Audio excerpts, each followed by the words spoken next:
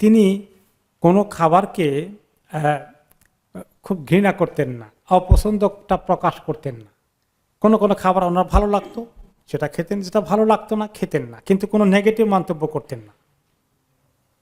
সেই বিষয়ে সাহাবী আবু হুরায়রা রাদিয়াল্লাহু আনহু বলেন, তিনি কখনো কোনো খারাপকে, হালাল খাবারকে কখনোই নিন্দা করেননি, খারাপ বলেননি, এইটা মানুষে খায় নাকি, এগুলো আমি খাই না, এগুলো, এই জাতীয় কোনো নেগেটিভ মন্তব্য করতেন না।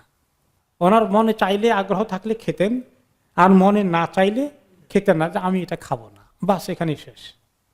কোনো নেগেটিভ মন্তব্য করে খাবারটাকে একটু খারাপ হিসাবে তুলে ধরা, হ্যাঁ অবশ্যই যদি খারাপ খাবার হয়, আনহেলদি খাবার হয়, সেটা আপনি মন্তব্য করলে ঠিক আছে, কিন্তু আপনার মনে চায় না, এটাকে আপনি নেগেটিভ মন্তব্য করা জেনারেলি এটা ঠিক নয়। এখান থেকে আমরা এই লেসন পেলাম। এরপরে হচ্ছে যে ওনার সামনে খাবার খেয়েছে, হালাল খাবার, উনি খাননি, অপছন্দ করেছেন, মন্তব্যটা কেমন ছিল এই বিষয়ে আব্দুল্লাহ ইবনে আব্বাস রাদিয়াল্লাহু আনহুমা বলেন, যিনি ওনার চাচাতো ভাই, ছেলের মতো বয়স, সে আব্দুল্লাহ ইবনে আব্বাস বলেন যে খালিদ ইবনে ওয়ালিদ সাহাবী, মুসলমানদের একজন বড় কমান্ডার, উনি এবং রাসূলুল্লাহ সাল্লাল্লাহু আলাইহি ওয়াসাল্লাম ওনারা দুইজন কোনো এক সময় খাবার খাচ্ছিলেন ঘরে। তাদের সামনে যেখানে দাওয়াত দেওয়া হয়েছিল সেই বাড়িতে তারা এই দুইজনকে দাওয়াত দিলেন এবং দুইজনের সামনে দিলেন দাব্বুন মাশউই। দাব হচ্ছে লেজার্ড, এটাকে বাংলা সান্ডা বলে, আর এটাকে ফ্রাই করে নিয়ে এসেছে রেডি করে খাবার হিসাবে। এটা আরবরা খুব পছন্দ করে।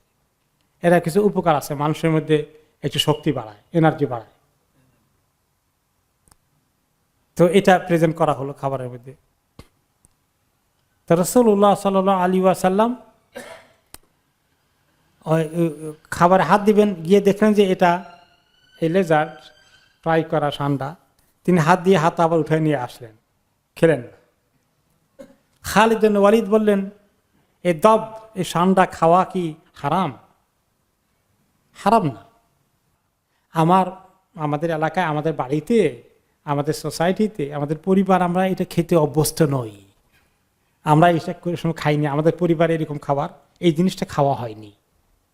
তো আর দেখতেও তো একটু কেমন লাগে, ওনার যেহেতু খাওয়া হয়নি পরিবারে আগে থেকে, ওনার কাছে ওনার রুচিতে আসছিল না। তার মানে এটা হারাম নয়, তার মানে অর্থ কি এটা হালাল।